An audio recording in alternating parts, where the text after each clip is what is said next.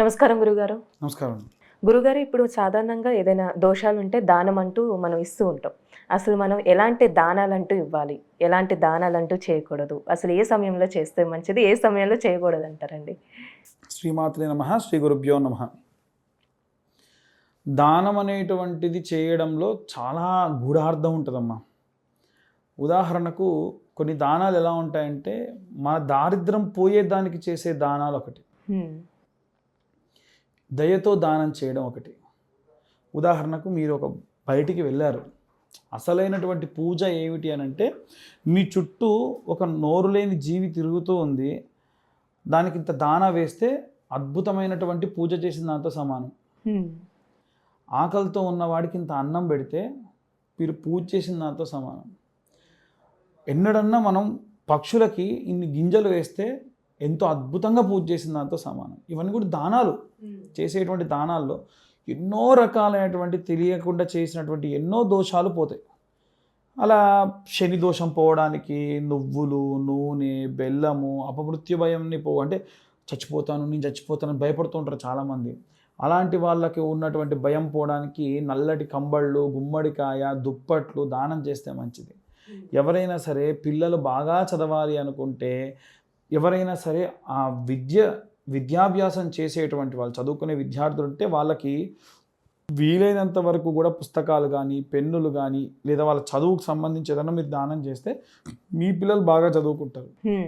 ఇవన్నీ కూడా ఏంటంటే ఆ సందర్భాన్ని బట్టి మనం చేసే దానాలు. కొన్ని దానాలు ఉంటాయి, అవి ఇయ్యాలో ఇవ్వకూడదో కూడా తెలియదు. అవి చేస్తే చాలా రకాలైనటువంటి ఇబ్బందులు ఉంటాయి. అవి ఏంటి, ఎలాంటి దానాలు అనేటువంటిది మనం చూసుకుంటే, సాధారణంగా ఏంటంటే చీపురు దానం చేస్తారు కొంతమంది. ఎలా అంటే, ఒక ఇల్లు తీసుకున్నాం రెంట్కి, అక్కడికి వెళ్ళిన తర్వాతకి ఊడ్చుకోవడానికి ఉండదు, మాది ఆల్రెడీ ఉందండి తీసుకోండి అంటే వాళ్ళు దానం చేసినట్టే. ఆ చీపురుతోని ఊడిస్తే సకల దారిద్ర్యము కూడా కలుగుతుంది, ధన నష్టము కలుగుతుంది ఖచ్చితంగా. వేరే వాళ్ళది మనం తీసుకున్నాం అంతే కదా. అంటే వాళ్ళ ఇంట్లో వాళ్ళు ఏం ఊడ్చారో మీకు తెలుసా?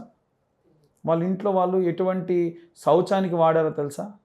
వాళ్ళ ఇంట్లో ఎన్ని పెళ్ళిళ్ళు, ఎన్ని ప్రవచనాలు, ఎన్ని అపరకర్మ కార్యక్రమాలు జరిగాయో తెలుసా? మరి తెలియకుండా అవి తీసుకుంటే ఆ దోషం ఎవరికి వస్తుంది?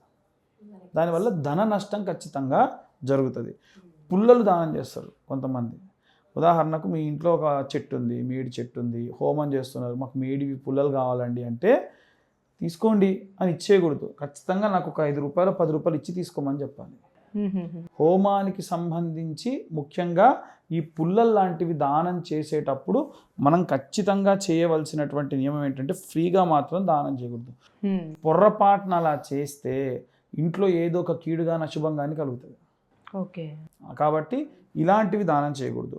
కత్తెరలు ఇలాంటివి దానం ఇవ్వకూడదు. అంటే ఏదో షాప్ పెట్టారు, షాప్ తీసేస్తున్నారు, నాకు కత్తెర తీసుకొని ఇచ్చాను అనుకోండి, ఇద్దరి మధ్యలో కలహాలు, గొడవలు, అది అయిన వాళ్ళకి అసలే ఇవ్వకూడదు. ఇస్తే వాళ్ళతో అసలు మాటలు లేకుండా చాలా ఇబ్బంది పడేటువంటి పరిస్థితులు నెలకొంటాయి. కత్తులు దానం చేస్తే కూడా అస్సలు మంచిది కాదు. ఎవరికైనా సరే మనం కత్తి గనక దానం చేస్తే ఎన్నో రకాలైనటువంటి నిందలు, కలహాలు ఖచ్చితంగా కలుగుతాయి. అంటే ఇంకోటి ఇనుము కూడా, కాబట్టి అది అంత మంచిది కాదు.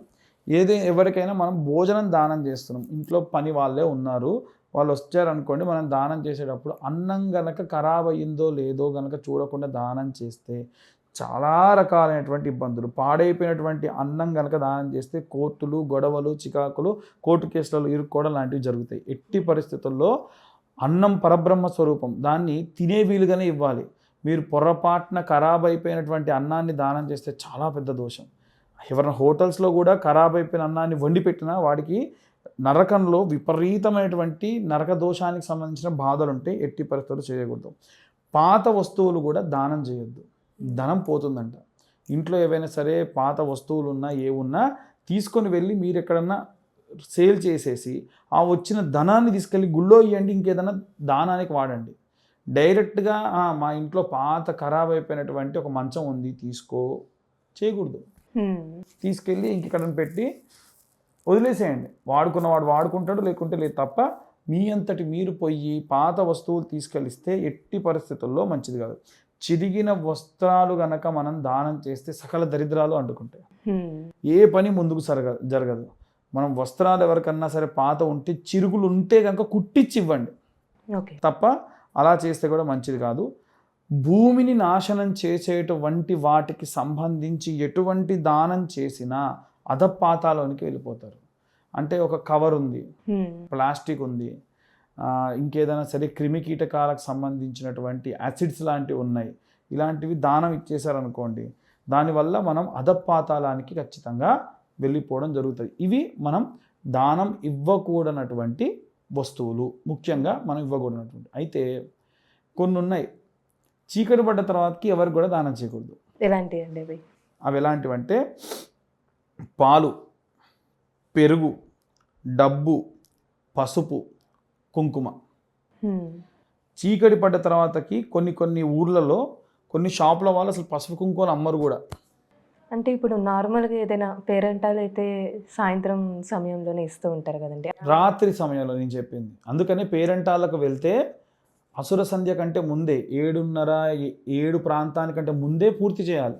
ఇవాళ రేపు అందరూ మేకప్లు, తయారులు, చీరలు కట్టుకొని 9ంటికి వెళ్తున్నారు. అస్సలు మంచిది కాదు.